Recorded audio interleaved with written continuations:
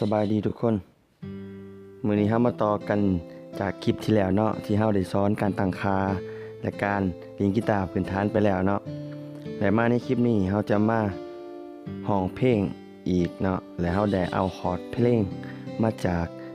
อินเทอร์เน็ตเนาะแล้วเอามาใส่ในนี้แล้วเฮาก็จะเบิ่งไปนํกันเนาะพื้นฐานการตั้งคอร์ดเฮาก็ได้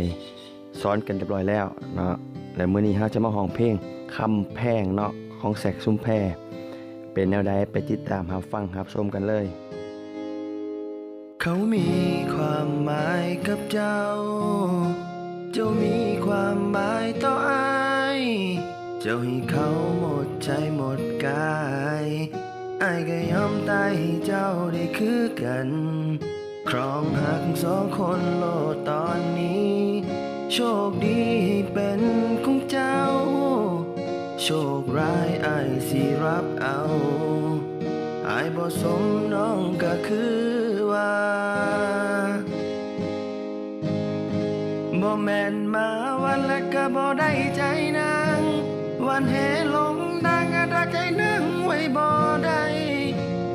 เฮ็ดดีปานใดเจ้าก็บ่หัวซา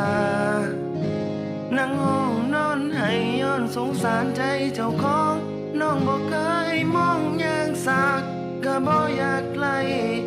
หากเจ้าหลายได้ยินบ่เป็นใดสำหรับการรับฟังเพลงกับลินสดห้องสดเนาะเสียงตัวเองกับบ่ได้ม่วนเพราะปานใดเนาะแต่ว่าอยากมาสอนเกี่ยวกับพื้นฐานการเล่นกีตาร์เนาะและก็ต่อยกีตาร์ไปพร้อมกับคอร์ดที่เฮาดาวน์โหลดมาหรือว่าหมู่เพื่อนผู้ใดหากสนใจ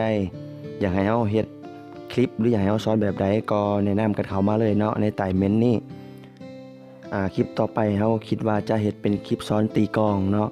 เพราะว่ามันจะมาบวกเข้ากับแอปตัวนี้ได้เนาะทั้งตีกลองเล่นกีตาร์เนาะแล้วก็เฮาก็มาร้องเฮ็ดให้นักดนตรีมือใหม่ได้เข้าใจเกี่ยวกับพื้นฐานกับเมโลดี้ของคอร์ดเนาะ